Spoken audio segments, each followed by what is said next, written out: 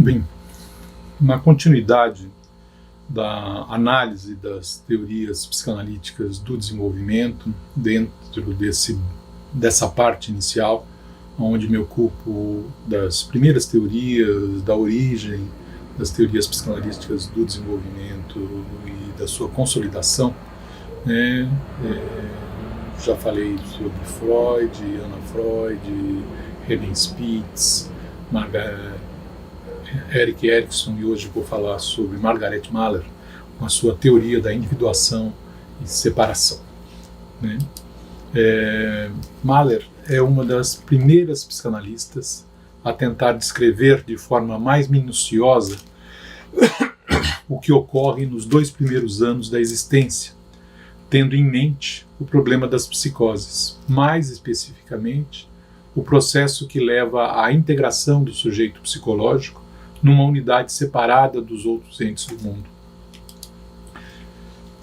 Freud observou os neuróticos adultos no tratamento psicoterápico pelo método psicanalítico, e seu conhecimento dessa primeira infância advém do que deduziu do relato de seus pacientes, uma reconstrução da história passada, da história infantil desses pacientes. Anna Freud, por sua vez, observou e tratou de crianças de idade escolar e pré-escolar, seja nas situações de educação escolar normal, seja nas psicoterapias psicanalíticas de crianças, seja nas instituições que acolhiam órfãos e acolhiam crianças que precisavam de cuidados especiais. Melanie Klein, dentro desse caminho do desenvolvimento da psicanálise, ocupou-se do tratamento de crianças de aproximadamente 4 anos, um pouco por aí para cima, explicitando as dinâmicas fundamentais do funcionamento do ser humano, não em termos de fases, mas em termos de dinâmicas ou posições. Dentro desse contexto, então, influenciada por esses autores e esse contexto, Margaret Mahler, com estas influências, tem seu pensamento orientado para este período inicial, esses 2 primeiros anos, guiada pelo processo fundamental, que é a constituição do indivíduo, 3 primeiros anos, e a constituição do eu enquanto sujeito separado do outro, ou do indivíduo, como separado do mundo. A preocupação central, sua preocupação central, diz respeito à gênese psicoemocional das organizações psicóticas, ou seja, das organizações psíquicas que fracassaram em constituir-se como uma unidade estável, diferenciando o mundo interno do mundo externo, a realidade interna da externa. É nesse processo que ela tem a sua atenção, e é a partir daí, com esse olhar, que ela faz a descrição do desenvolvimento emocional e da organização psíquica. Margaret Mahler, então, dedicou-se a compreender os processos básicos que levam a essa constituição do eu. O processo de individuação a partir de uma base inicial, onde o eu não está presente, procurando descrever o que ocorre nos 2 primeiros anos de vida, reconhecendo aí os processos psíquicos, emocionais, que constituem as bases da organização psíquica, bem como a descrição dos processos que podem gerar ou levar às psicoses como um mecanismo de defesa. Dentro do quadro da ontologia e metapsicologia freudiana, ela está totalmente inserida dentro desse pensamento, ela considera que o ser humano parte de uma origem fisiológica, voltada para si mesmo, sem maturidade para a apreensão do mundo externo. Ela vai caracterizar isso como sendo uma fase autista normal, progressaria depois para uma fase que estaria junto à mãe, unido à mãe, constituindo uma unidade com essa, a fase simbiótica normal, até que o desenvolvimento saudável levaria a separar-se da mãe, constituindo a si mesma quando o indivíduo relativamente autônomo, fase da separação, individuação. Então, isso que eu estou colocando agora é um certo resumo das suas fases, esse momento inicial do sujeito totalmente voltado para a sua existência quase que fisiológica, propriamente dita, depois um momento de união com a mãe, fazendo uma unidade, uma simbiose com a mãe, até o momento em que essa separação, bebê-mãe, criança-mãe, eu-mundo, e a fase da... Então é isso que nós vamos tentar esclarecer e mostrar como é que ela construiu esta linha e esse pensamento.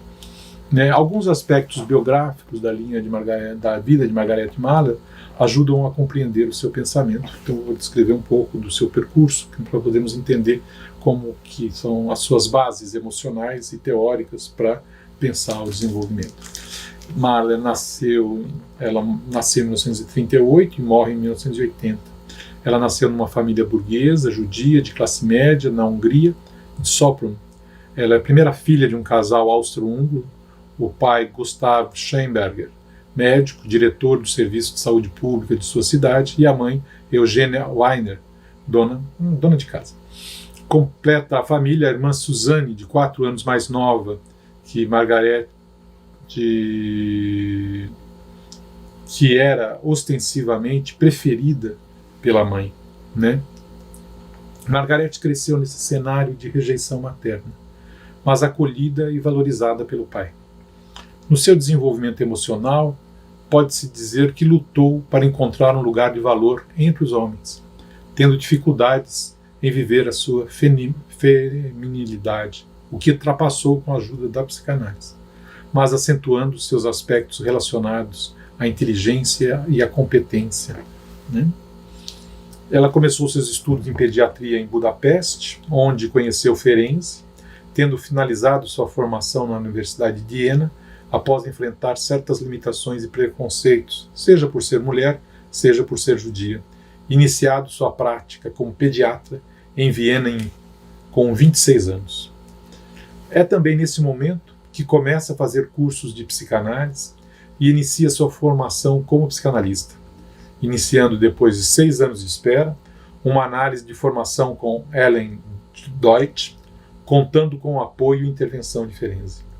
Esta análise dura apenas 14 meses, com Deutsch interrompendo o processo, alegando que Margaret não era analisável. Esta atitude de Deutsch levou Ana Freud a desligá-la do Instituto de Psicanálise de Viena, dado que a análise de formação era um pré-requisito necessário naquela instituição.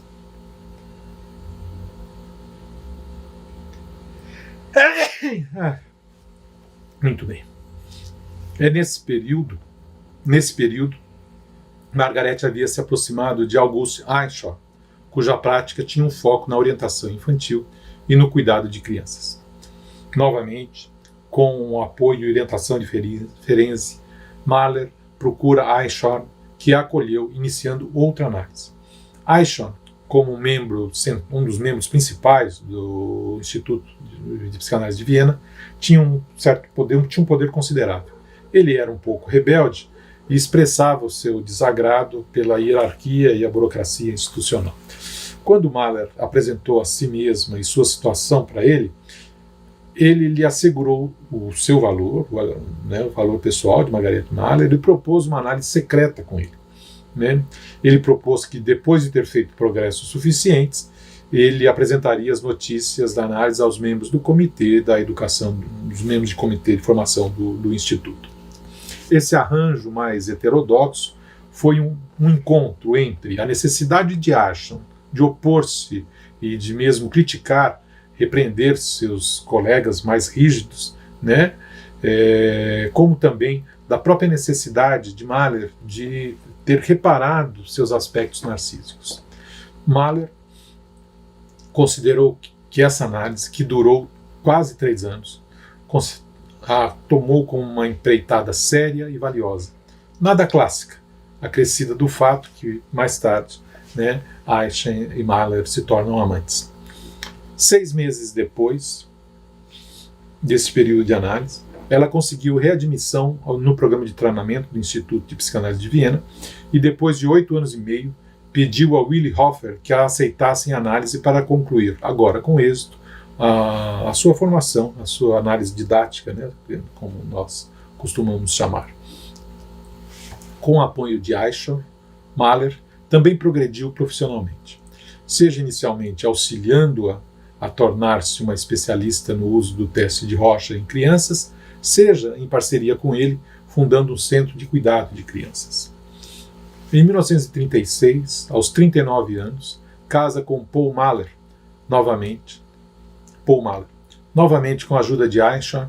Em 1938, migrou para a Grã-Bretanha e logo em seguida para os Estados Unidos, indo para Nova York.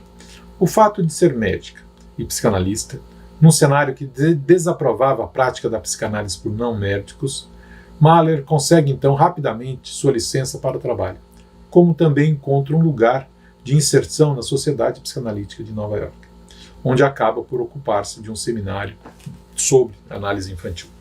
Em 1942, com a apresentação de um artigo Pseudo-Imbecility, a Magic Cap of Invisibility, foi aceita formalmente como membro da Sociedade Psicanalítica de Nova York. Em continuidade às suas atividades profissionais, impulsionada pela boa recepção do seu artigo, ela foi convidada para ser consultora do Serviço Infantil do Instituto Psiquiátrico do Estado de Nova York, o que lhe proporcionou uma boa posição para o seu desenvolvimento como pesquisadora. A partir de 1949, dedicou-se à etiologia das psicoses e ao autismo, publicando várias obras coletivas sobre o tema. Em 1957, criou com Manuel Furrer um centro de acolhimento e pesquisa sobre o desenvolvimento dos processos de individuação e separação, o Master Children's Center, e um centro terapêutico para o tratamento das psicoses de crianças, o Master Therapeutic Nursery. Nessas duas instituições, as crianças eram recebidas com suas mães. Segue-se, então, uma série de desenvolvimentos, de estudos e pesquisas focadas nas questões da infância e da origem das psicoses. Palom faz o seguinte comentário: em 1950, Mahler continuou suas atividades de pesquisa psicanalítica, focando tanto síndromes de tiques infantis quanto psicoses da infância. Ela aceitou uma posição de ensino e supervisão no Instituto Psicanalítico da Filadélfia, que por sua vez tinha recentemente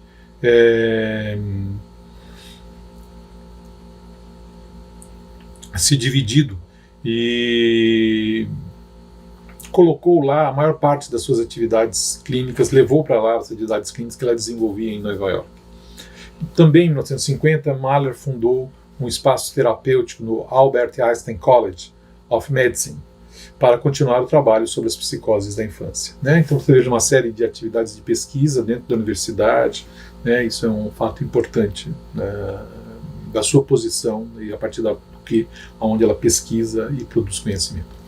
O conjunto de estudos e pesquisas sobre a infância acaba, então, por levá-la a ocupar-se da compreensão do que é o desenvolvimento normal, tendo, então, recebido uma bolsa de estudos do National Institute of Mental Health para desenvolver uma pesquisa deste tipo, com base na observação de crianças numa creche terapêutica. Nessa pesquisa gera 2 livros. O primeiro, A Simbiose Humana e as Vicissitudes da Individuação, e o segundo, em coautoria com Fred Pine, O Nascimento Psicológico da Criança Humana.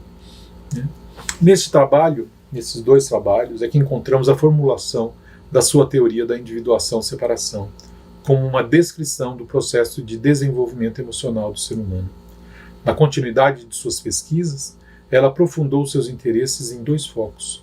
Por um lado, o estudo das fases do desenvolvimento normal da separação e individuação, e por outro, o estudo da separação em pacientes psicóticos. Veja a preocupação com esse desenvolvimento chamado normal ou da saúde, e em paralelo com o desenvolvimento, digamos, patológico. Isso é um aspecto importante que parece marcar todas as teorias do desenvolvimento. Nessa direção central do seu trabalho, ela mesma resume o que considera ser a situação que caracteriza a experiência que gera, como um mecanismo de defesa contra a angústia relacionada às psicoses. Enquanto no autismo primário, diz Mahler então, enquanto no autismo primário há um triste mundo gelado entre o sujeito e o objeto humano, na psicose de tipo simbiótico, ao contrário, há fusão, dissolução e falta de diferenciação entre o self e o não-self. A proposta de Mahler se insere nesse quadro ontológico e epistemológico, já em andamento com os trabalhos de Anna Freud e René Spitz, mas redescritos agora, então, com um foco específico, o problema das psicoses. Para ela, O desenvolvimento parte de uma... Então, retomando, né, como ela vai pensando isso, né, as bases desse pensamento, o desenvolvimento parte de uma situação inicial de fusão entre a criança e seu objeto primordial, a mãe, caminhando em direção de uma diferenciação, conquistando a possibilidade de separação da mãe, tendo chegado à capacidade de manter a constância do objeto perceptivo como sendo exterior a ela, eu aqui e o objeto ali, e seu concomitante processo de chegada à individuação, tendo como telos, no desenvolvimento normal, a conquista do mundo simbólico e a entrada do homem na cultura, produto final do processo de desenvolvimento. Né? Novamente, aqui uma posição inicial autista, depois uma simbiose, depois a separação, até a chegada aos processos simbólicos, né, e a vida cultural.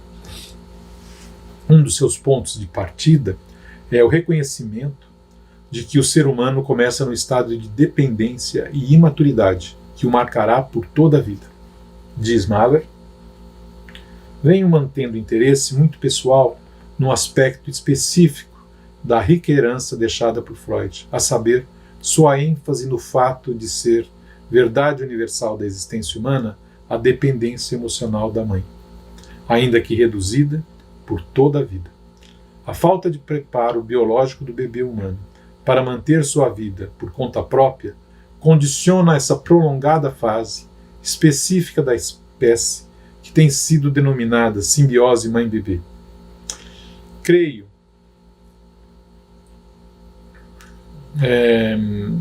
que aquelas experiências precursoras da personalidade devem ser que essas fases, que a construção da personalidade deriva dessas fases da simbiose inicial mãe-bebê, as quais, em conjunto com fatores constitucionais, vêm determinar a composição somática e psicológica, né, do ser humano. Muito bem. São esses fundamentos, né, essas experiências iniciais e o foco nessa relação de dependência fundamental com a mãe, que é a base da existência humana. Né? Vamos ver isso retomado em Winnicott. É muito interessante ver como esses autores focam essa questão da dependência inicial. Um aspecto importante que precisa ser ressaltado aqui é que, além do trabalho clínico de observação e nas suas pesquisas, ela tem um outro método para observação e para ampliação das situações patológicas e normais do desenvolvimento. Alguma coisa que ela desenvolveu com o chamado método tripartite. Né? Então, vou explicitar um pouco o que é isso. Preocupada com as psicoses, especialmente no que se refere à sua gênese psicoafetiva, pensada como derivada de problemas nas fases mais primitivas do desenvolvimento, ela procurou observar em situações iniciais, naturais, né, como era o relacionamento mãe-bebê, nos casos em que essa patologia já se manifestava ou parecia ser possível manifestar-se. Ela procurou realizar, então, observações empiricamente controláveis no quadro de instituições de cuidado, primeiramente no fim da década de 40 na creche Albert Einstein, e mais tarde numa instituição fundada por ela, Emanuel Führer, em 49, o Master Children's Center, onde havia inicialmente uma creche e mais tarde também um centro de cuidados psicoterápicos. Nesse contexto institucional, ela recebe uma orientação metodológica de trabalho denominada, ela constituiu uma orientação metodológica de trabalho e de observação denominada de esquema tríplice, ou tripartite, o qual convocava como objeto de observação um conjunto composto pela criança, a mãe e o terapeuta.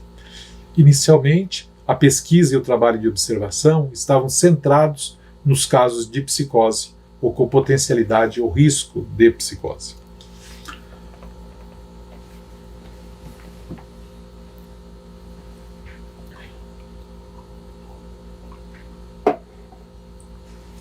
O desenvolvimento de pesquisas desse tipo mostrou que não bastava estudar apenas esse grupo, mas que era necessário ter parâmetros de comparação com aquilo que poder-se entender como sendo o desenvolvimento normal. Ou seja, era necessário um grupo de controle para que a observação pudesse ter maior confiabilidade e levasse a melhores resultados mais confiáveis, tanto teóricos quanto descritivos. Diz Mahler nesse sentido, em seus primeiros, referindo-se às suas pesquisas, né? Em seus primeiros estágios, a pesquisa se limitava ao estudo de crianças com psicose simbiótica e suas mães. No entanto, a necessidade de ampliar a validação das hipóteses acima citadas para o desenvolvimento normal tornou-se cada vez mais evidente para os dois principais investigadores do projeto. Fez-se necessário, então, um estudo comparativo paralelo com bebês normais e suas mães, a fim de substanciar a universalidade das hipóteses colocadas em jogo sobre o processo de individuação e separação. Nesse sentido, então, com essas pesquisas, Mahler apresenta quais são as suas fases do desenvolvimento, né, cronologicamente e dinamicamente, né? Então nós temos inicialmente o autismo normal, que se dá logo no nascimento, né? A condição na qual o bebê nasce, por assim dizer, né? Na qual o bebê está concentrado no seu próprio estágio fisiológico. Depois temos um estágio de simbiose, ela chama de autismo normal e simbiose normal, esses estágios ou fases, porque não se trata de o autismo e a simbiose patológicos, se trata de uma situação que ocorre a todo ser humano, né? Então esse estágio de simbiose normal, que vai do 1º ao 5º mês, sempre tudo mais ou menos em termos cronológicos, né? O bebê responde mais a outros estímulos, né? Ele não está preocupado só, voltado para a sua fisiologia, por assim dizer, do ponto de vista de Mahler, mas está sob a ilusão de que ele e a mãe são um só, né? Essa amálgama inicial, mãe-bebê, né? E depois todo o processo de separação e individuação, que ela vai dividir em 6 fases, por assim dizer, e que esse processo todo de separação e individuação vai do 5º ao 30º mês, né? Então vamos lá. E esse estágio, então, temos uma primeira fase, que é a fase de diferenciação, do 5º ao 10º mês, na qual a dinâmica é no colo da mãe, a criança afasta-se, né, ou começa a observar, né, estudar a mãe e o mundo, né, não se afasta no sentido de olha, começa a perceber a mãe e o mundo. Depois temos um estágio de exploração primitiva, já com a criança podendo começar a se movimentar, né, e a mãe, aliás, ainda não, uma exploração primitiva, onde a criança usa a mãe como base para fazer as suas exploração, né? Essa exploração se expande, inclusive com a sua possibilidade de locomoção sendo estabelecida, né? Do 12º ao 15º mês, ela começa a explorar o mundo com intensa alegria, né? Depois tem um estágio de aproximação do 15º mês ao 24º mês, onde ela percebe que precisa da mãe, né? Depois um estágio inicial, que é chamado início da constância do objeto, do 24º ao 30º mês. A criança cria já uma imagem interna da mãe, mas espera tornar-se independente e poder separar-se dela, né? Então veja que esse processo lento, onde a criança está autista, simbiótica, começa a explorar a mãe, começa a ter uma diferenciação, e com base nessa dependência, segurada por essa dependência, ela começa a explorar o mundo e vai tendo interesse no conhecimento do mundo. E esse mundo começa a se aparecer então como um mundo diferenciado dela. O objeto aparece externo, diferenciado do seu eu, ou do indivíduo, se vocês quiserem, né? Nós podemos agora voltar, então, é esse o contexto geral, e eu quero, para finalizar, então, essa apresentação, retomar a minha matriz histórico-crítica e apresentando Mahler dentro daquela matriz, onde eu vejo o problema básico, o problema universal, né, quais são as suas variáveis ou fundamentos operativos, a ontologia, o método e as próprias fases e o valor heurístico deste pensamento. Então, retomando essa matriz, o problema básico, evidentemente, o problema das psicoses, né, e é o problema da constituição da unidade do sujeito psicológico separado da mãe, né, como problema universal, que está sendo descrito pela sua teoria da individuação e separação, o problema universal da constituição do eu, do processo de desenvolvimento. E ele vai caracterizar isso como sendo o processo de individuação, tornar-se indivíduo separado do outro e do mundo, né? Como fundamentos operativos, aqueles conceitos que orientam o seu pensamento para observar e descrever os fatos, a ideia do autismo, da simbiose do indivíduo, da constância do objeto e do mundo simbólico, né? Fora todo esse aparato psicanalítico que está aí presente na sua formação e no seu pensamento. Em termos de ontologia, esse que eu quero marcar nesse sentido, ela se mantém dentro da metapsicologia freudiana, né, do pensamento de que existem as pulsões, as relações de objeto, investidas libidinalmente, a importância da sexualidade, das relações de objeto, né? Ela está totalmente dentro desse contexto ontológico também de compreensão do que é o homem, né? E enquanto método, além de um método clínico, um método de tratamento psicoterápico psicanalítico, né, nós temos um método de observação, né, o método tripartite, né? Então nós temos aí enquanto método uma soma de perspectivas metodológicas, então um método clínico, um método experimental de observação de situações naturais, com grupo controle, aplicação de testes, tudo isso ela vai introduzir quanto aspectos metodológicos da sua pesquisa e constitui esse método especial tripartite, né, onde ela observa a mãe e criança, ela coloca esse conjunto para ser observado, para observação e tratamento, né? Então isso é que faz parte desse contexto. Enquanto fases, então, retomando aquilo que já apresentei para vocês, o autismo normal, a simbiose normal e a fase da separação, diferenciação, né? Começando com os processos de diferenciação e terminando com o processo de constituição do indivíduo e a constância do objeto fora do indivíduo, né? Com essas cronologias todas aproximadas, por assim dizer, né? Então nós estamos aí até os 2 primeiros anos, chegando, 2 primeiros anos, então,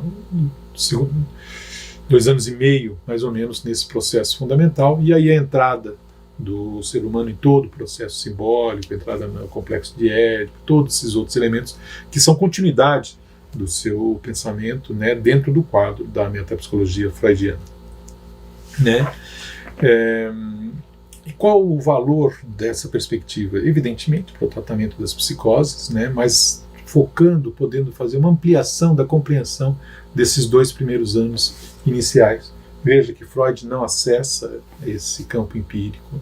Anna Freud trata de crianças mais velhas, Melanie Klein trata de crianças mais velhas, Erik Erikson, né, tem uma fase muito magra da observação do que ocorre nesse período.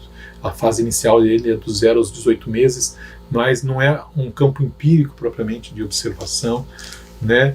Erikson então deixa isso como um campo ainda bem obscuro, e talvez Mahler seja das psicanalistas, ou a primeira proposta psicanalista que tem uma ampliação significativa desses primeiros 2 anos de existência. Evidentemente, René Spitz também tem uma contribuição importante, junto com René Spitz, aí observação, né, ainda que haja proximidades, né, há focos de interesse ou problemas patológicos de base diferentes entre um e outro autor, mas evidentemente há uma composição muito importante na compreensão desses 2 primeiros anos de vida, né?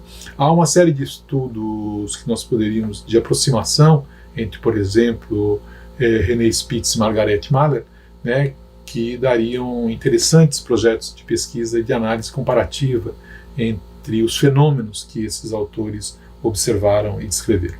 Então, agora me referindo finalmente então, a este valor heurístico e utilidade da teoria da individuação e separação de Margaret Mahler, nós podemos dizer o seguinte, que ela é reconhecida como uma perspectiva psicanalítica para a compreensão da origem das psicoses, considerando determinantes hereditários e ambientais, fundamentada na observação clínica e de situações naturais, preparadas para tal e com metodologia de controle, estabelecendo grupo de controle para referência, né? Então vejam como há um avanço nas perspectivas de construção da psicanálise como ciência, aqui dentro de parâmetros mais clássicos, por assim dizer, né? E o método tripartite, tanto para observação quanto para tratamento, ampliou o foco de observação, descrição e tratamento das psicoses e do desenvolvimento emocional.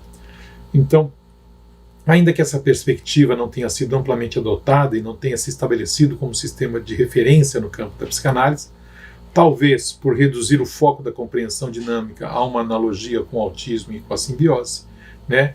Então, isso não se estabeleceu como parâmetro de referência. Talvez por essa patologização do próprio desenvolvimento, uma crítica também feita a Melanie Klein, que será retomada de uma maneira enfática dentro desse contexto de pesquisa clínica e objetiva por Daniel Stern, né? Mas isso talvez possa ser um dos elementos de crítica da posição de Margaret Mahler. Então, voltando um pouco, né, há uma certa patologização em Mahler, né, e digamos que o seu próprio desenvolvimento das observações empíricas ainda dentro de uma perspectiva da observação empírica mais objetiva própria às teorias de desenvolvimento não psicanalíticas, né, ela teria subjetividade demais, por assim dizer, dentro da sua formulação. De qualquer maneira, né, Margaret Mahler é considerada e é utilizada como uma teórica da compreensão da origem das psicoses e utilizada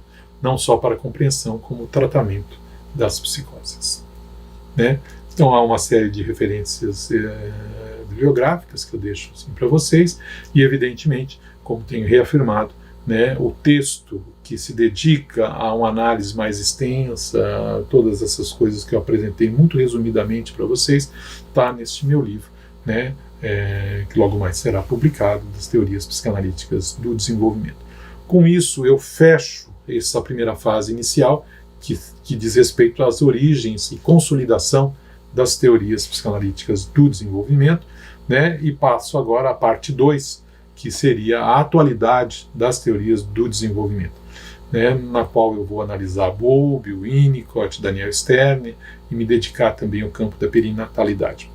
Antes disso, no entanto, eu gostaria de mostrar como essa matriz de análise pode ser aplicada a outras teorias do desenvolvimento que não psicanalíticas. E é nesse sentido que eu vou me dedicar no próximo vídeo, né, a mostrar como que a teoria de Piaget, a teoria do desenvolvimento cognitivo de Piaget, a sua epistemologia genética, também poderia ser analisada a partir dessa mesma matriz de analítico histórico-crítica que eu tenho utilizado para analisar as teorias psicanalíticas do desenvolvimento, né? Então, mais isso vamos ver no próximo vídeo.